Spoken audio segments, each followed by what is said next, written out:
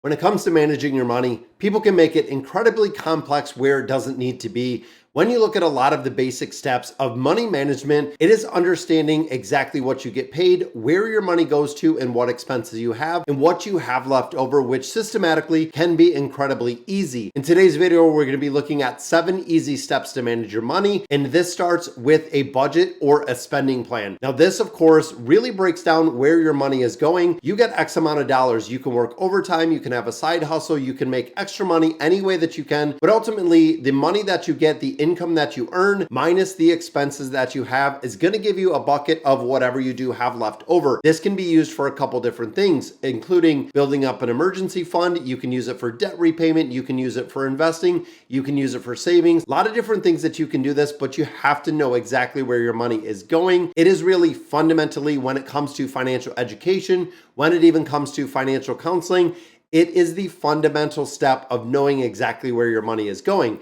This, of course, is going to give you the ability to manage it much better. You can also determine things that you can cut out of your budget or expenses that you didn't even know that you were covering, making it just that much easier. Now, the second one we look at is the envelope system. Now, this is a cash system. Now, for a majority of people, this can be an absolute game changer because what will happen is with the envelope system, once the money is out, that is all you have left to spend. This goes back to the basic fundamentals of honestly, when money started, monetary policies. Before you had the ability to borrow a bunch of money, before you had the ability to freely go ahead and swipe that piece of plastic in your credit card. And once the money was gone, you couldn't spend any more. Now, this, of course, over the last couple of years have gained a ton of popularity using this. Now, you can use it for a multitude of things, but a lot of people use the envelope system when it comes to really those wants or those expense categories that can kind of vary, where you're trying to get them under control. When it comes to grocery shopping, maybe it's an envelope that you're putting in $200 a week. That is going to cover that expense for that entire week.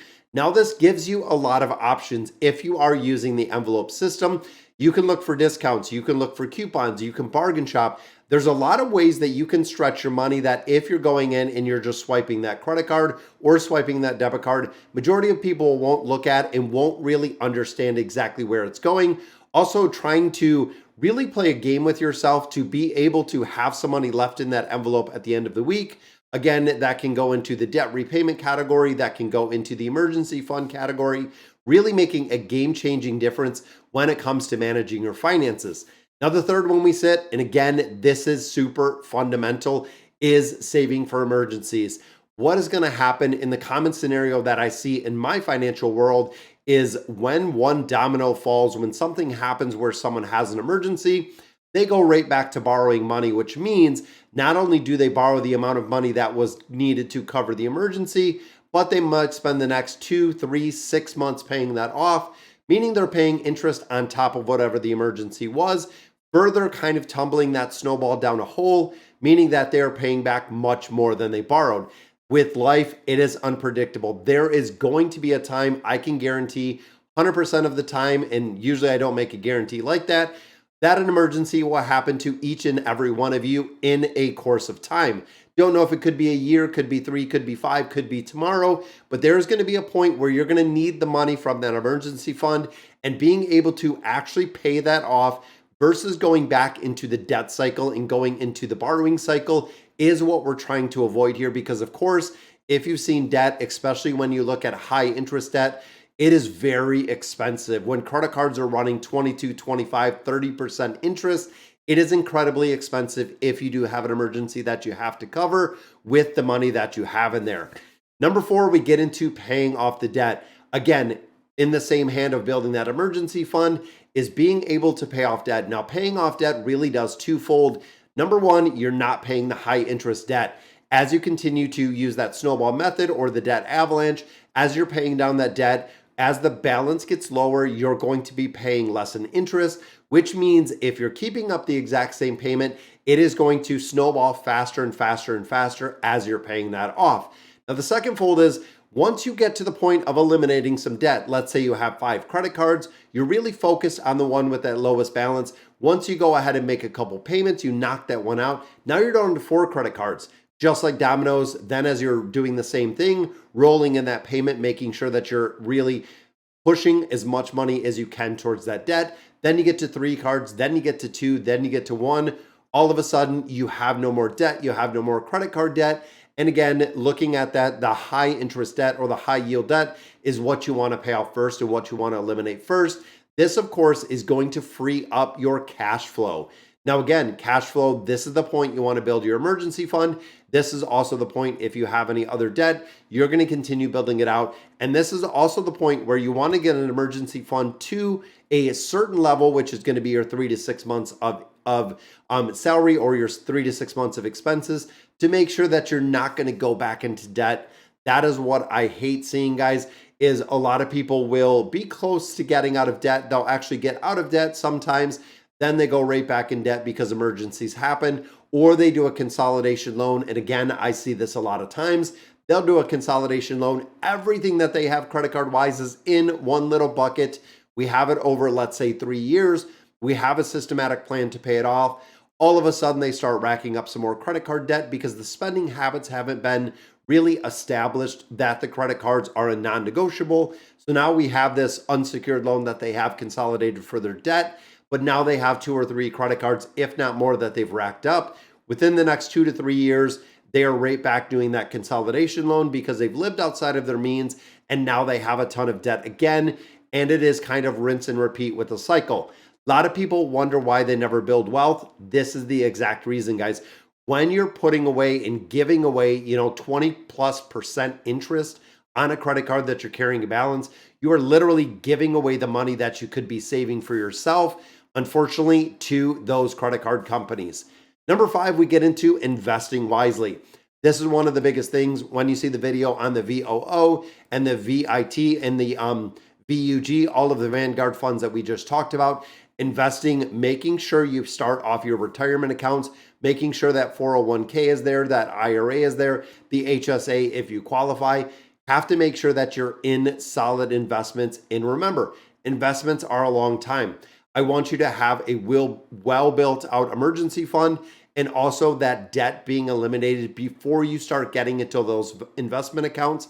Because essentially, even some of the greatest investments, regular investments, even looking at the VOO that might be at a 15% return over the last 10 years, your credit cards are still at a much higher rate, which is kind of crazy because you are literally, again, giving away a portion of your time in the form of the payment that you're making on those credit cards. Number 6, we get into living below your means. This is the trick.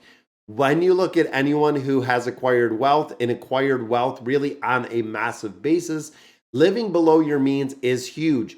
If you're an individual that can live below your means, meaning that you are saving, let's say 20% of your salary aside, meaning your 50% is going towards your needs, 30% is going towards your wants, the 20% is debt repayment, savings, and investing. If you can invest 20% of your salary, now just think about that, guys. Regardless if you're making $50, $100, $200,000, regardless of the amount that you're making, if you are stocking away 20% of your income, let's say into your 401k plan, that is going to be a massive nest egg over the next 20 years. It is going to be huge, regardless of where you work, regardless of if there is a match. Putting 20% of your income away is going to be massive. And if you can get higher than that 20%, that is just going to be the icing on the cake because that is a huge, huge bonus. Now, of course, for a majority of people, they are living outside of their means. What I mean by that, you earn $5,000, your monthly expenses range at $5,500, you're negative $500 every single month. That way you're supplementing that income with credit card debt, or you're supplementing that income with essentially debt from somewhere, unsecured debt. It could be a home equity, could be credit card debt. For a majority of people, that's exactly what it is. But you're spending on a monthly basis more than you earn. That is a lose-lose scenario. There's going to be a point, either the debt is going to get so high that you can't manage it anymore, and literally you're starting to go in default. Credit score is affected. You're starting to get calls. It's going to collections if you are living outside of your means, which again, living below your means is absolutely vital. And the last one is what you're doing right now on the YouTube channel. And if you like the content, go ahead and subscribe. But that is educating yourself about personal finance.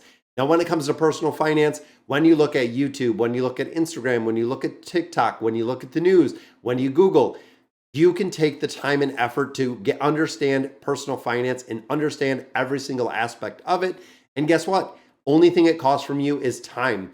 You can go to your library, you can download audiobooks. There are so many different things out there for personal finance if you're willing to take the time and effort to really get a hold of your budget, staying well informed about any of the tools, any strategies, workshops, financial programs.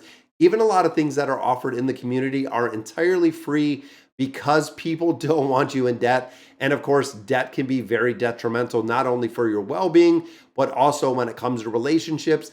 Debt is one of the number one things that do result in divorce because a lot of people don't share their financial situations. And with that, I also do want to touch on the point of gambling debt. Gambling debt has been in here in Michigan, where I live, just an absolute pandemic for a majority of people. That now that we have the online availability for gambling, they have been popping up all over with bonuses and offers and free bets and all this stuff. I have seen it literally crush people with the amount of gambling debt that they're doing. And it is a pandemic. It is a sickness that I see with the majority of people that are doing gambling debt. Now, a lot of people that do it for fun, if you're doing it here or there, if you're budgeting for it, okay, it is what it is. I know it's something that's legal. A lot of people like to do it, but make sure you don't get over your head with that gambling debt because it can be absolutely detrimental to your well-being. So, all right, guys, so that is going to do it for today's video. Let me know in the comments what you guys think. And as always, thank you guys for watching.